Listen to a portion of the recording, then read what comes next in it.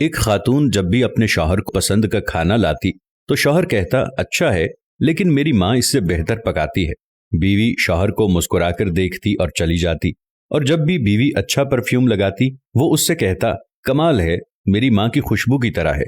وہ مسکرا کر رہ جاتی، اور اس طرح اس خاتون نے ساری زندگی ایسے ہی الفاظ سن سن کر گزاری، ماں کرتی ہے، ماں کہتی ہے، ماں کا پرفیوم، ماں کا کھانا پکانا وغیرہ وغیرہ۔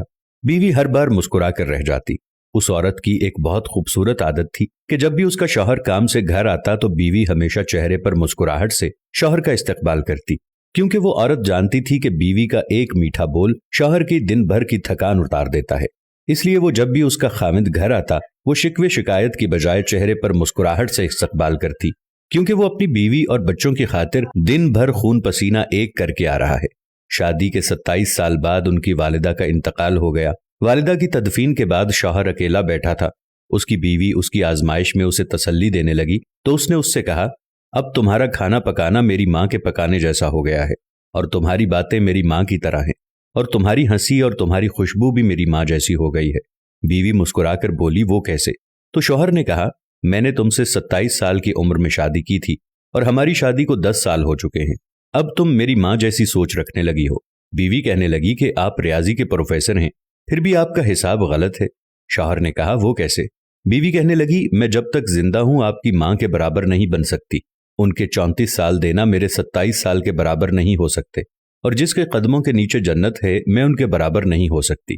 خاوند فرتے جذبات سے رو پڑا اور کہنے لگا کیا تمہیں کبھی میری ماں سے تشبیہ دینے کی تکرار سے پریشانی نہیں ہوئی؟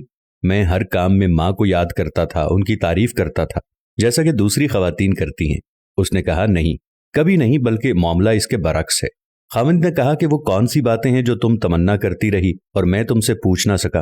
بیوی نے کہا کہ جب بھی آپ اپنی ماں کی بات کرتے اور میرا موازنہ ان سے کرتے تھے میں کہتی تھی اے اللہ میرے بیٹے کے دل میں میری محبت ویسے ہی ڈال دے جس طرح تو نے اس کی دادی کی محبت اس کے باپ کے دل میں ڈالی ہے، کیونکہ آپ کی اپنی والدہ سے محبت تمام حدوں سے بڑھ کر ہے، اور میں بھی یہی چاہتی ہوں کہ میرا بیٹا بھی مجھ سے ویسی ہی محبت کرے جیسی آپ اپنی والدہ سے کرتے ہیں۔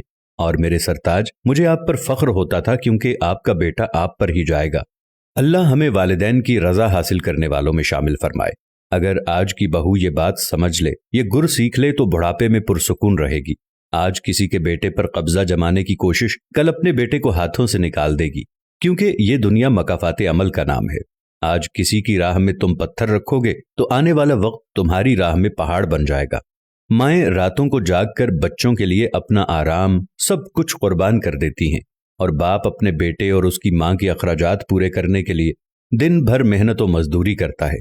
اگر اللہ تعالیٰ نے والدین کے دل میں ان کی اولاد کے لیے بے پناہ محبت اور ایثار کا جذبہ نہ رکھا ہوتا تو یقیناً بچے کی صحیح معنوں میں پرورش اور تربیت نہ ہو پاتی۔ اب اگر یہی بچہ بڑا ہو کے اپنے والدین کو بڑھاپے کی حالت میں بے یار و مددگار چھوڑ دے، ان کے ساتھ حسن سلوک سے پیش نہ آئے، ان کی گستاخی و بے ادبی کرے، تو اس سے زیادہ بے انصافی اور ظلم کیا ہو سکتا ہے؟ اللہ تعالیٰ ہم سب پر رحم فرمائیں اور آپ سب پر خصوصی کرم فرمائیں۔ جن کے والدین زندہ ہیں ان کو اللہ لمبی عمر عطا فرمائے۔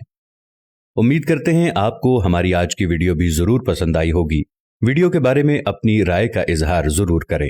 جزاک اللہ۔